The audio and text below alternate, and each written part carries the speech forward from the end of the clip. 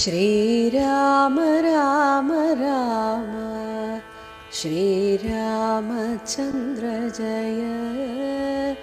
ശ്രീരാമ രാമ രാമ ശ്രീരാമഭദ്ര ജയ. ശ്രീരാമ രാമ രാമ സീതാഭിരാമ രാമ.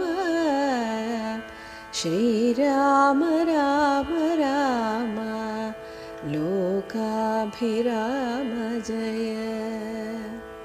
ഭരതന്റെ വനയാത്ര. നാളെ പുലർക്കാലെ പോകുന്നതുണ്ടു ഞാൻ, നാളീകനേത്രനെ കൊണ്ടിങ്ങു പോരുവാൻ. ഞാനും ഭവാനുമരുന്ധതീ ദേവിയും നാനാപുരവാസികളുമമാത്യരും ആനതേർക്കാലാൾ കുതിരപ്പടയോടുമാനക ശംഖപടഹവാദ്യത്തോടും സോദരഭൂസുര താപസ സാമന്ത മേദിനീ പാലക വൈശ്യശൂദ്രാദിയും സാദരമാശു കൈകേയൊഴിഞ്ഞുള്ള മാതൃജനങ്ങളുമായിട്ടു പോകണം. രാമനിങ്ങാഗമിച്ചിടുവോളം ഞങ്ങൾ ഭൂമിയിൽ തന്നെ ശയിക്കുന്നതേയുള്ളൂ. മൂലഫലങ്ങൾ ഭുജിച്ചു ഭസിതവുമാലേപനം ചെയ്തു വത്കലവും പൂണ്ടു താപസവേഷം ധരിച്ചു ജടപൂണ്ടു താപം കലർന്നു വസിക്കുന്നതേയുള്ളൂ. യുദ്ധം ഭരതൻ പറഞ്ഞതു കേട്ടവരെത്രയും നന്നു നന്നെന്നു ചൊല്ലിയിടിനാർ. ചിത്തേ നിനക്കിതു തോന്നിയതദ്ഭുതം, ഉത്തമന്മാരിൽ അത്യുത്തമനല്ലോ നീ. സാധുക്കളേവം പുകഴ്ത്തുന്നതു നേരം ആദിത്യദേവനുദിച്ചു ഭരതനും. ശത്രുഘ്നനോടു കൂടെ പുറപ്പെട്ടിതു തത്ര സുമന്ത്രനിയോഗേന സൈന്യവും. സത്വരം രാമനെ കാൺമാൻ നടന്നിതു ചിത്തേ നിറഞ്ഞു വഴിഞ്ഞ മോദത്തോടും. രാജതാരങ്ങൾ കൗസല്യാദികൾ തഥാ രാജീവനേത്രനെ കാൺമാൻ നടന്നിതു. താപസശ്രേഷ്ഠൻ വസിഷ്ഠനും പത്നിയും താപസവൃന്ദേന സാഗം പുറപ്പെട്ടു. ഭൂമി പിളർന്നു പൊങ്ങിയിടും പൊടികളും വ്യോമനി ചെന്നു പരന്നു ചമഞ്ഞിതു. രാഘവാലോകനാനന്ദ വിവശരാം ലോകരറിഞ്ഞില്ല മാർഗഖേദങ്ങളും. ശൃംഗിവേരാഖ്യപുരം ഗമിച്ചിട്ടുടൻ ഗംഗാതടേ ചെന്നു നിന്നു പെരുംപട. കേകയപുത്രീ സുതൻ പടയോടുമിങ്ങാഗതനായതു കേട്ടു ഗുഹന്തതാ.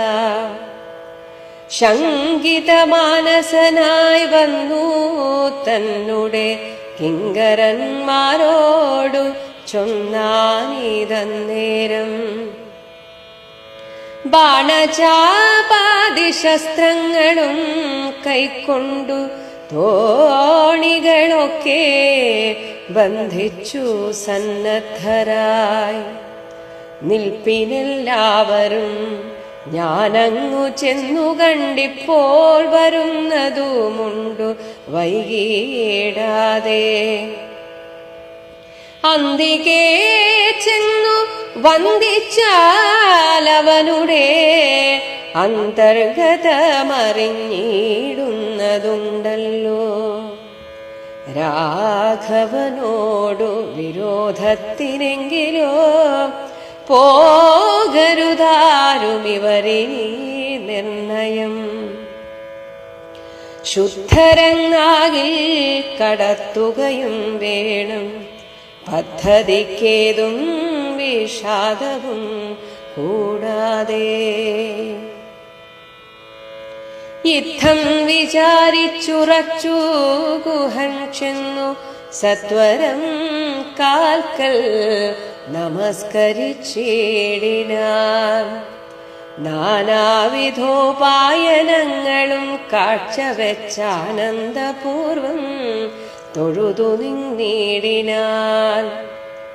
ചീരാംബരം ഘനശ്യാമം ജടാധരം ശ്രീരാമമന്ത്രം ജപന്തമനാരതം. ധീരം കുമാരം കുമാരോപമം മഹാവീരം രഘുവരം സോദരം സാനുജം. മാനസമാന ശരീരം മനോഹരം കാരുണ്യസാഗരം കണ്ടു ഗുഹന്തദാ. ഭൂമിയിൽ വീണു ഗുഹോഹം ഇത്യുക്ത്വാ പ്രണാമവും ചെയ്തു ഭരതനുമന്നേരം. ഉത്ഥാപ്യ ഗാഢമാലിംഗ്യ രഘുനാഥഭക്തം വയസ്യമനാമയവാക്യവും ഉക്ത്വാ ഗുഹനോടു പിന്നെയും ചൊല്ലിനാൻ. ഉത്തമ പുരുഷോത്തം സരത്നം ഭവാൻ. ആലിംഗനം ചെയ്തുവല്ലോ ഭവാനെ ലോകാലംബനഭൂതനാകിയ രാഘവൻ. ലക്ഷ്മീ ഭഗവതി ദേവിക്കൊഴിഞ്ഞു സിദ്ധിക്കുമോ മറ്റൊരുവർക്കുമതോർക്കനീ. ധന്യനാകുന്നതു നീ ഭുവനത്തിങ്കലിന്നതിനില്ലൊരു സംശയം മത്സഖേ. നാളെ പുലർക്കാലെ പോകുന്നതുണ്ട് ഞാൻ നാളീകനേത്രനെ, താമരക്കണ്ണനായിട്ടുള്ള ആ ശ്രീരാമചന്ദ്രനെ കൊണ്ടിങ്ങു പോരുവാൻ. ഇനി ആരൊക്കെയാണ് വരേണ്ടത് എൻ്റെ കൂടെ എന്ന് ഭരതൻ പറയുന്നു. ഞാനും ഭവാനും വസിഷ്ഠ മഹർഷിയോടാണ് പറയുന്നത്. അതുകൊണ്ട് പറയാണ്, അങ്ങും അരുന്ധതി ദേവിയും നാനാപുരവാസികളും ഇവിടെയുള്ള എല്ലാ ആളുകളും അമാത്യരും മന്ത്രിമാരും ആന തേർ കാലാൾ കുതിരപ്പടയോടും ആനക ശംഖ പടഹവാദ്യത്തോടും ആ ഒരു ഡ്രമ്മ് പോലെയുള്ള ഉപകരണം, വാദ്യോപകരണം, ശംഖം, പടഹവാദ്യം ഇതൊക്കെ എടുത്തിട്ട് സോദര ഭൂസുര താപസ സാമന്ത സോദരന്മാർ, ഇവിടെ ഇപ്പോൾ ഒരാളേ ഉള്ളൂ, ശത്രുഘ്നൻ. ഭൂസുരന്മാർ എന്നാൽ ഭൂമിയിലെ സുരന്മാർ, ബ്രാഹ്മണന്മാർ. താപസന്മാർ അവിടെ ആ കോസലവുമായിട്ട് ബന്ധപ്പെട്ട് അയോധ്യയുമായി ബന്ധപ്പെട്ടുള്ള താപസന്മാർ. സാമന്ത മേദിനീപാലക സാമന്ത രാജാക്കന്മാർ, അതായത് ഇന്നിപ്പോ രാജ്യവും സംസ്ഥാനവും പോലെ പണ്ടും അങ്ങനെ ഉണ്ടായിരുന്നു. ഒരു രാജ്യവും ആ രാജ്യത്തിനെ സഹായിക്കാൻ എന്ന പോലെ ചെറിയ ചെറിയ നാട്ടുരാജ്യങ്ങളും അതിനോരോ രാജാക്കന്മാരും. അതാണ് സാമന്ത രാജാക്കന്മാർ. മേദിനി പാലകന്മാർ എന്നാൽ രാജാക്കന്മാർ. ഇനി വൈശ്യ ശൂദ്രാദിയും. ഇവിടെ വൈശ്യന്മാർ എന്നതുകൊണ്ട് വ്യാപാരികൾ, ശൂദ്രാദികളായിട്ടുള്ള ദാസന്മാർ. സാദരം ആശു, വളരെ പെട്ടെന്ന്, നമുക്കിനി സമയമില്ല. ഇനി പറയുന്നു കൈകേയി ഒഴിഞ്ഞുള്ള അമ്മയെ, സ്വന്തം അമ്മയെ വേണ്ട, കൂട്ടണ്ട എന്നാണ് പറയുന്നത്. എന്നിട്ട് ആ അമ്മ ഒഴിച്ചുള്ള മാതൃജനങ്ങളുമായിട്ട് പോകണം. രാമനിങ് ആഗമിച്ചിടുവോളം, നമ്മൾ പോയാലും ശ്രീരാമചന്ദ്രൻ ഒരു പക്ഷേ തിരിച്ചു വരാൻ കൂട്ടാക്കിയില്ല എങ്കിൽ ശ്രീരാമചന്ദ്രൻ നമ്മുടെ കൂടെ ഇങ്ങു വരുവോളം ഞങ്ങൾ ഭൂമിയിൽ തന്നെ ശയിക്കുന്നതേയുള്ളൂ, ഞങ്ങളും ഭൂമിയിൽ കിടന്നുറങ്ങും. മൂലഫലങ്ങൾ ഭുജിച്ച്, അവരെ പോലെ തന്നെ കാട്ടിൽ കിട്ടുന്ന മൂലഫലങ്ങളൊക്കെ ഭക്ഷണമായി കഴിച്ച്, ഭസിതവും ഭസ്മം ആലേപനം ചെയ്ത്, തികച്ചും സന്യാസിമാരെ പോലെ വൽക്കലവും പൂണ്ട്, താപസവേഷം ധരിച്ച്, ജട പൂണ്ട്, താപം കലർന്ന്, ദുഃഖമുണ്ട്, കാരണം ജ്യേഷ്ഠൻ വരാതിരിക്കുന്നു എങ്കിൽ, അതാണ് അങ്ങനെ താപം കലർന്ന് വസിക്കുന്നതേയുള്ളൂ. ജ്യേഷ്ഠന്റെ മനസ്സ് മാറ്റാൻ പരമാവധി ശ്രമിച്ചുകൊണ്ട് അവിടെ തന്നെ കിടക്കും. യുദ്ധം ഭരതൻ പറഞ്ഞതു കേട്ട്, ഇങ്ങനെയൊക്കെ ഭരതൻ പറഞ്ഞത് കേട്ട് ആ രാജസദസ്സിലെ അവരൊക്കെ കേട്ടവർ എത്രയും നന്നു, ഓ എന്തൊരു മഹനീയമായ ചിന്താഗതിയാണ് എന്ന് ചൊല്ലിയിടിനാർ. ചിത്തേ നിനക്കിത് തോന്നിയത് അത്ഭുതം, ആരാ ഇങ്ങനെയൊക്കെ ചെയ്യുക? ഒരു രാജ്യം കിട്ടിയിട്ട് എനിക്കത് വേണ്ട, ഇതിന്റെ യഥാർത്ഥ ഉടമസ്ഥൻ അതെന്റെ ജ്യേഷ്ഠനാണ് എന്ന് പറഞ്ഞ് ആ ജ്യേഷ്ഠനെ കൊണ്ടുപോകാനായിട്ട്, ജ്യേഷ്ഠൻ എങ്ങനെ പോയോ അതേ വസ്ത്രം ധരിച്ച് പോകാം എന്നൊക്കെ പറയുന്നുണ്ടെങ്കിൽ അതെത്രമാത്രം മഹനീയമായ ചിന്തയാണ്. എന്നിട്ട് പറയുന്നു, ഉത്തമന്മാരിൽ അത്യുത്തമനല്ലോ നീ, ഇതിലപ്പുറം എങ്ങനെയാ വാഴ്ത്തേണ്ടത് നിന്നെ? സാധുക്കളേവം പുകഴ്ത്തുന്നതു നേരം, ഇങ്ങനെയൊക്കെ അവർ പുകഴ്ത്തി. അങ്ങനെ ആ ദിവസം കഴിഞ്ഞു. ആദിത്യദേവൻ ഉദിച്ചു, പിറ്റേന്ന് സൂര്യൻ ഉദിച്ചു. ഭരതനും ശത്രുഘ്നനോടുകൂടെ പുറപ്പെട്ടിതു. തത്ര സുമന്ത്ര നിയോഗേന സൈന്യവും, സുമന്ത്രർ അവിടെ ആരൊക്കെയാണ് കൂടെ വരേണ്ടത് എന്ന ആ ഒരു കാര്യമൊക്കെ എല്ലാം നോക്കി നടത്തി. അങ്ങനെ സുമന്ത്രർ പറഞ്ഞ പ്രകാരമുള്ള സൈന്യം സത്വരം രാമനെ കാണാൻ നടന്നിതു. ചിത്തേ നിറഞ്ഞു വഴിഞ്ഞ മോദത്തോടും, കാരണം കുറച്ച് ദിവസമായി ശ്രീരാമചന്ദ്രനെ കണ്ടിട്ട് കാണാൻ പോവുകയാണല്ലോ എന്ന സന്തോഷത്തോടെ. രാജദാരങ്ങൾ, രാജാവിന്റെ ഭാര്യമാർ, കൗസല്യാദികൾ തഥാ, പിന്നെ പേര് കേട്ട 3 ഭാര്യമാരായിട്ടുള്ള കൗസല്യ, അവിടെ കൈകേയിയെ കൂട്ടുന്നുണ്ട് എന്നാണ് ഞാൻ മനസ്സിലാക്കുന്നത്. തഥാ രാജീവനേത്രനെ കാണാൻ നടന്നിതു. രാജീവനേത്രനായിട്ടുള്ള ശ്രീരാമചന്ദ്രനെ കാണാൻ പോയി. താപസശ്രേഷ്ഠൻ വസിഷ്ഠനും പത്നിയും താപസവൃന്ദേന സാകം പുറപ്പെട്ടു. വസിഷ്ഠനെ പോലെയുള്ള മറ്റു താപസന്മാർ, അപ്പോൾ വസിഷ്ഠ മഹർഷിയുടെ കൂടെ ഭാര്യയായ അരുന്ധതിയും ഉണ്ട്. അങ്ങനെ എല്ലാവരും കൂടെ അങ്ങനെ പുറപ്പെട്ടു. ഭൂമി പിളർന്ന് പൊങ്ങിയിടും പൊടികളും, എല്ലാവരും ഇങ്ങനെ കാൽനടയായിട്ട് പോയ സമയത്ത് ആ പൊടി പാറുന്നതിനെയാണ് പറയുന്നത്. ഭൂമി പിളർന്നിട്ട് ആ മണ്ണൊക്കെ പുറത്തേക്ക് വരികയാണോ എന്ന് തോന്നുന്ന വിധത്തിൽ പൊടികളും വ്യോമനി ചെന്ന് അങ്ങ് ആകാശം മുട്ടെ ചെന്ന് പരന്നു ചമഞ്ഞിതു. അത്രയും പൊടി നിറഞ്ഞു, അത്രയും ആളുകൾ ഇങ്ങനെ നടക്കുകയാണ്. രാഘവ ആലോകന ആനന്ദവിവശരാം, ശ്രീരാമചന്ദ്രനെ ആലോകനം കാണാൻ പോവുകയാണല്ലോ എന്ന ആനന്ദവിവശരായിട്ടുള്ള ആ ജനങ്ങൾ, ലോകർ അറിഞ്ഞില്ല.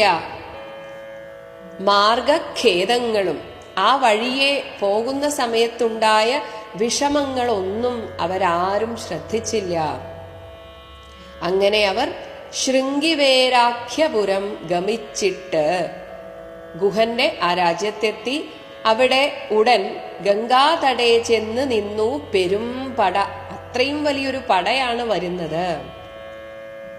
കേകയപുത്രീ സുതൻ പടയോടും ഇങ്ങാഗതനായത് കേട്ടു ഗുഹൻ തഥാ.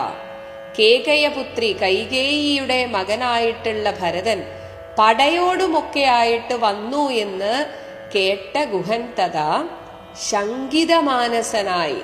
ആദ്യം ഒരു സംശയമാണ് തോന്നിയത്. കാരണം കൈകേയിയെ പോലെ തന്നെ ചിന്തിച്ചിട്ടാണോ ഭരതനും വരുന്നത്? കാട്ടിലും വേണ്ട രാമൻ എന്ന് വിചാരിച്ചിട്ടോ മറ്റോ ആണോ ഈ പടയടക്കം വരുന്നത് എന്ന് ഗുഹൻ ശങ്കിതമാനസനായി വന്ന് തന്നുടെ കിങ്കരന്മാരോട് ചൊന്നാനിതന്നേരം. തന്റെ കൂടെയുള്ള കിങ്കരന്മാരോട് ഇങ്ങനെ പറഞ്ഞു: ബാണചാപാതി ശസ്ത്രങ്ങളും കൈക്കൊണ്ട് തോണികളൊക്കെ ബന്ധിച്ച് സന്നദ്ധരായി നിൽപ്പിനെല്ലാവരും. അതായത് ഒരു യുദ്ധം വേണ്ടി വന്നാൽ അത് ഇവിടുന്ന് തന്നെ രാമന്റെ അടുത്തേക്ക് കൊണ്ടുപോകാൻ, അവരെ അങ്ങോട്ട് പോകാൻ സമ്മതിക്കരുത്. രാമനെ അപായപ്പെടുത്താനാണ് ഇവരുടെ പോക്കെങ്കിൽ ഇവിടെ വെച്ച് തന്നെ ഇവരെ തീർത്തേക്കണം എന്ന അർത്ഥത്തിലാണ് നിങ്ങൾ ബാണവും ചാപവും ആയുധങ്ങളുമൊക്കെ എടുത്ത് ഒരു യുദ്ധത്തിന് തയ്യാറായി തോണികളൊക്കെ ബന്ധിച്ച് സന്നദ്ധരായി നിൽപ്പിനെല്ലാവരും. ഞാൻ അങ്ങ് ചെന്ന് കണ്ട് ഇപ്പോൾ വരുന്നതുമുണ്ട് വൈകിടാതെ. ഞാൻ ആദ്യം ചെന്നിട്ട് എന്തൊക്കെയാ കാര്യങ്ങൾ എന്ന് ചോദിച്ചിട്ട് വരാം. അന്തികെ ചെന്ന് വന്ദിച്ചാൽ അവനുടെ അന്തർഗതം അറിഞ്ഞിടുന്നതുണ്ടല്ലോ. നേരെ ചെന്ന് സംസാരിക്കുമ്പോഴേ നമുക്ക് ഒരാളുടെ അന്തർഗതം, മനോഗതം മനസ്സിലാവുകയുള്ളൂ. ഒരിക്കലും ദൂരെ നിന്ന് കാര്യങ്ങൾ വീക്ഷിച്ചുകൊണ്ട് ആരെയും വിലയിരുത്തരുത്. അതുകൊണ്ട് ഞാൻ അടുത്ത് ചെന്നിട്ട് എന്താ അവരുടെ ഈ ഒരു നീക്കത്തിന് കാരണം എന്ന് ഞാൻ ചോദിച്ചിട്ട് വരാം. രാഘവനോട് വിരോധത്തിനെങ്കിലോ പോകരുതാരും ഇവരിനി നിർണയം. ശ്രീരാമചന്ദ്രനോടുള്ള വിരോധം തീർക്കാനാണ് പോകുന്നതെങ്കിൽ ഇവിടെ വരെയേ അവർ ഉണ്ടാകുള്ളൂ. ഇതിനു ശേഷം അവർക്ക് പോകാൻ സാധിക്കില്ല. എന്നാൽ ശുദ്ധരെന്നാകിൽ, ശുദ്ധമാനസരായിട്ട് ശ്രീരാമചന്ദ്രനെ കാണാനാണ് പോകുന്നതെങ്കിൽ കടത്തുകയും വേണം. അവർക്ക് വേണ്ടുന്ന എല്ലാ സഹായവും ചെയ്തു കൊടുക്കണം. പദ്ധതിക്കേതും വിഷാദവും കൂടാതെ. അവരുടെ ആ ഒരു പദ്ധതി എന്തിനാണോ പോകുന്നത് അതിന് യാതൊരു വിഷമവും കൂടാതെ എല്ലാ സഹായവും നമുക്ക് ചെയ്തു കൊടുക്കണം. യുദ്ധം വിചാരിച്ച് ഉറച്ച് ഗുഹൻ ചെന്ന് സത്വരം കാൽക്കൽ നമസ്കരിച്ചിടിനാൻ. നാനാവിധ ഉപായനങ്ങളും കാഴ്ചവെച്ച്, ഫലമൂലാദികളൊക്കെ കാഴ്ചവെച്ചിട്ട് ആനന്ദപൂർവം തൊഴുതു നിന്നിടിനാൻ. ചീരാംബരം, ചീര വസ്ത്രം എന്നാൽ ആ ഒരു സന്യാസിമാരുടെ വസ്ത്രം. ഘനശ്യാമം ജടാധരം, നല്ല മനോഹരമായ ശ്യാമവർണം ജടാധരം, ജടധരിച്ച് ശ്രീരാമമന്ത്രം ജപന്തം അനാരതം. അനാരതം എന്നാൽ തുടരെ ആ ശ്രീരാമമന്ത്രം ജപിച്ചുകൊണ്ട് നിൽക്കുന്ന ധീരം കുമാരം, കുമാരോപമം മഹാവീരം.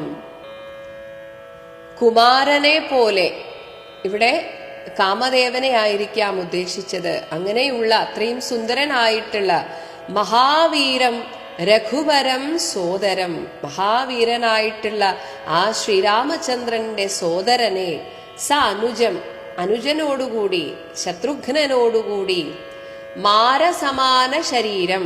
ഇവിടെ വീണ്ടും പറയുന്നുണ്ട് കാമനെ പോലെ, കാമദേവന് സമാനമായ ശരീരം, മനോഹരം. കാരുണ്യസാഗരം, ഭരതനെ കണ്ടാൽ തന്നെ അറിയാം ആ കാരുണ്യമൂർത്തിയാണ് എന്ന് കണ്ടു ഗുഹൻ തഥാ. ഭൂമിയിൽ വീണു, അങ്ങനെ ഭരതന്റെ കാൽക്കൽ എന്ന പോലെ ഭൂമിയിൽ വീണ് ഗുഹഹ അഹം, അഹം ഗുഹഹ, ഞാൻ ഗുഹനാണ് ഇതി ഉക്തുവ എന്ന് പറഞ്ഞിട്ട് പ്രണാമവും ചെയ്തു ഭരതനും അന്നേരം. അപ്പൊ തിരിച്ച് ഭരതനും പ്രണാമം ചെയ്തു.